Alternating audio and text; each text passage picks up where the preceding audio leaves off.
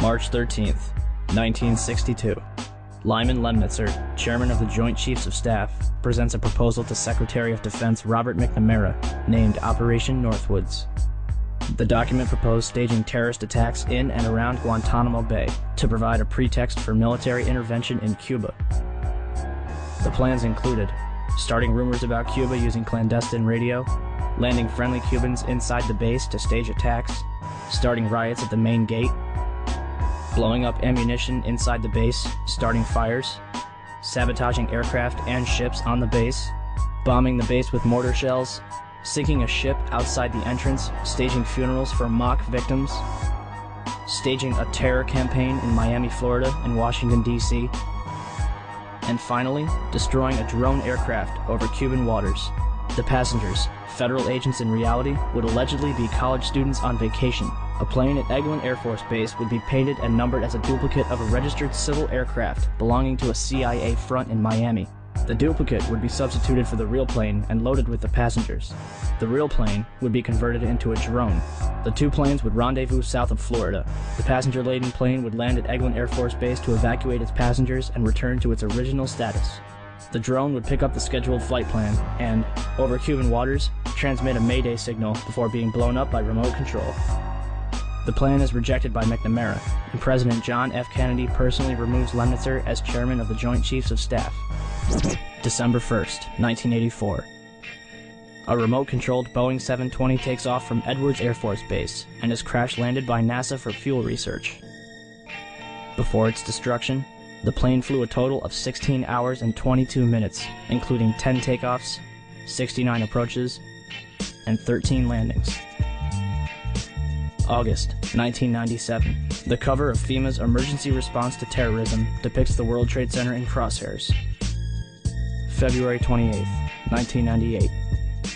The Global Hawk, Raytheon's unmanned aircraft vehicle, completes its first flight over Edwards Air Force Base in California, at an altitude of 32,000 feet, cruising altitude for a commercial jetliner.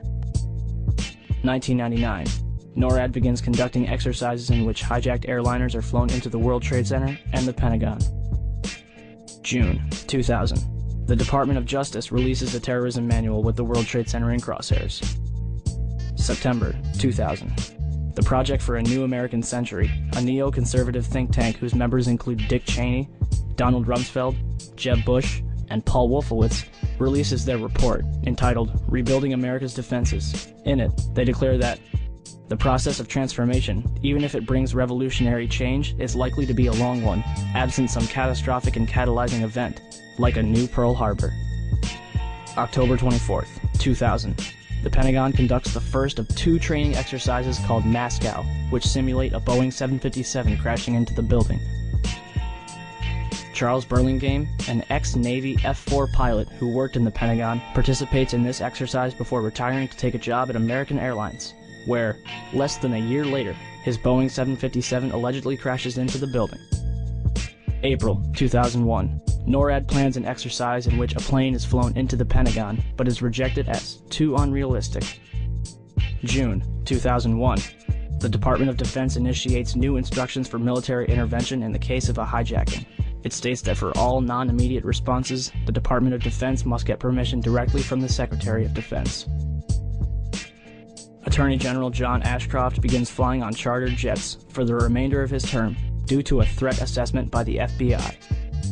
July 4th, 2001. Osama bin Laden, wanted by the United States since 1998, receives medical attention at the American hospital in Dubai, where he is visited by a local chief of the CIA. July 24th, 2001. Larry A. Silverstein, who already owned World Trade Center 7, signs a $3.2 billion, 99-year lease on the entire World Trade Center complex 6 weeks before 9/11. Included in the lease is a $3.5 billion insurance policy, specifically covering acts of terrorism. September 6, 2001, 3,150 put options are placed on United Airlines stock. A put option is a bet that a stock will fall. That day, put options were more than 4 times its daily average. Bomb-sniffing dogs are pulled from the World Trade Center, and security guards end 2 weeks of 12-hour shifts. September 7th, 2001. 27,294 put options are placed on Boeing stock, more than 5 times the daily average. September 10th, 2001. 4,516 put options are placed on American Airlines, almost 11 times its daily average. Newsweek reports that a number of top Pentagon brass canceled their flight plans for the next morning. San Francisco Mayor Willie Brown receives a phone call warning him not to fly the next morning. Pacifica Radio later reveals that this phone call came directly from National Security Advisor Condoleezza Rice. And in Pakistan, at a military hospital, all of the urologists are replaced by a special team in order to host their guest of honor, Osama bin Laden, who is carefully escorted inside to be watched carefully and looked after. September 11th, 2001. The National Reconnaissance Office in Chantilly, Virginia, is preparing for an exercise in which a small corporate jet crashes into their building. NORAD is in the middle of a number of military exercises. The first, Vigilant Guardian, is described as an exercise that would pose an imaginary crisis to North American air defense outposts nationwide. The second, Northern Vigilance, moved fighter jets to Canada and Alaska to fight off an imaginary Russian fleet. 3 F-16s from Washington, D.C.'s National Guard at Andrews Air Force Base, 15 miles from the Pentagon, are flown 180 nautical miles away for a training mission in North Carolina.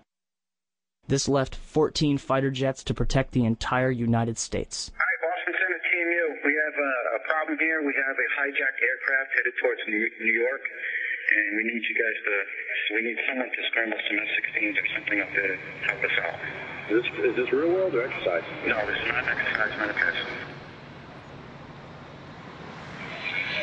Do we want to think about scrambling aircraft? Oh, God, I don't know. That's a decision somebody's going to have to make probably in the next 10 minutes. Everybody just left the room. The first question I have is basically to get from you a sense of how you would rate the American media in their coverage of the events of the attack last September. Well, let's see. Shamefully is a word that comes to mind. This just in, you were looking at obviously a very disturbing live shot there. That is the World Trade Center, and we have unconfirmed reports this morning that a plane has crashed into one of the towers of the World Trade Center. But overall, the American journalism was cowed and intimidated by this massive flag-sucking, this patriotic orgy. If you criticize the president, it's unpatriotic and there's something wrong with you, you may be a terrorist. So in that sense, Hunter S. Thompson, there's not enough room for dissenting voices? Well, there's plenty of room. There's just not enough people are willing to take the risk.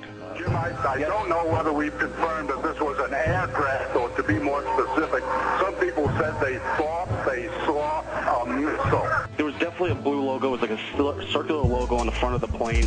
It definitely did not look like a commercial plane. I didn't see any windows on the side. Mark, if what you say is true, those could be cargo planes. You said you didn't see any windows in the side? I didn't see any windows on the side. It was not a normal flight that I've ever seen at an airport. It was a plane that had a blue logo on the front, and it did not look like it belonged in this area.